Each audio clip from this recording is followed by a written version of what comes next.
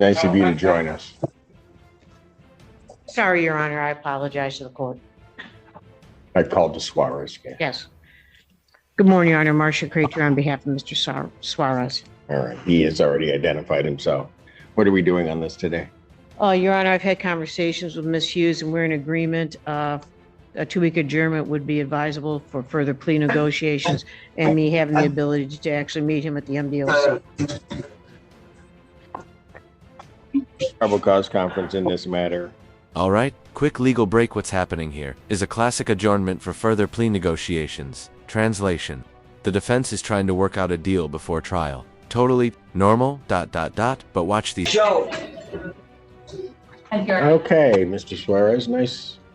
I'm sorry. He left. I'm sure it was something you said, but go ahead. If we could charge this adjournment with the defense, please, because we did receive a 180-day notice on this. Okay. Thank you. I will indicate that it's defendant's request. Thank you. Thank you, Your Honor. Thank you. Did you catch that? The prosecution is making sure the delay gets pinned on the defense. That tiny detail could have big implications later. Strategy or shade? You decide. Good morning, Your Honor. Robert Ellman on behalf of Mr. Boyer. Your Honor, I will keep my antics to a minimum, but there are some things that I do need to say.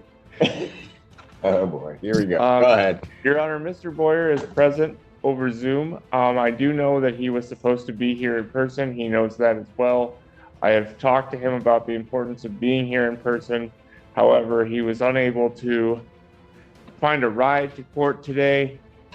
It was my intention this morning to ask for an adjournment of this PCC anyway, because I was just retained yesterday and I spoken with the prosecution. I do believe there may be some outstanding discovery still.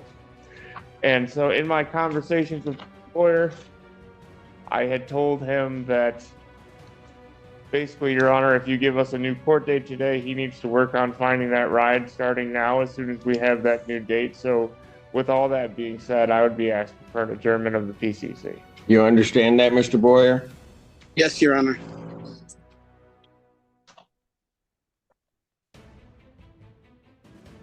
Probable cause conference will be adjourned to. I believe so, Your Honor. Preliminary examination will be set in person, February 13th, 2020. She did show up. She didn't test. I didn't have the money to pay. They would have tested you. You did not report back to test. What did I tell Told me you? to call the next day. What did I tell you the last time? I said no more missed tests. Remember me telling you that?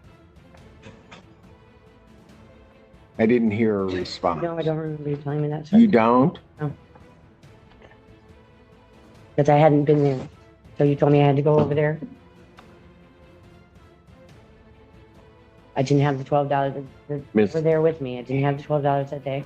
And she said to call her the next day if I could get there. And did you call? Yes. I told her I didn't have the money. This is tough. She claims she didn't have the $12 to test. But here's the problem. When the judge gives you a final warning, you have to follow through. No shows and missed tests. That's bond revoking territory. Ms. Crater, what do you want to do with the proceeding? Your Honor, at this point, Your Honor, I would request an adjournment of the PCC in this matter to see. I'll just request the PCC be adjourned for as short as time as possible, Your Honor. Probable cause conference will be adjourned to next week, February 8th, 2024, 9 a.m. Anything you want to say regarding bond? Your Honor, my client does have support in the community. Avalon Housing representatives are here. They have supported her. She did. Would have helped her arrange for testing. Avalon has reported to me, Your Honor, that they are not able to financially support her as far as that goes. She did go over to community corrections. She completed the intake and was put on a random indicator according to the report. She was, as according to the bond violation report, she was instructed to submit. She stated she did not have the money.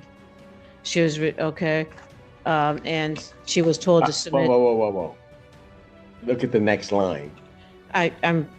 She was instructed to return the next day. That's what I was going, is that the line you're In the referring to? next sentence, and she failed to do be there. so. Mhm. Why didn't you report? I ain't even know. I just got out of jail like 2 weeks ago.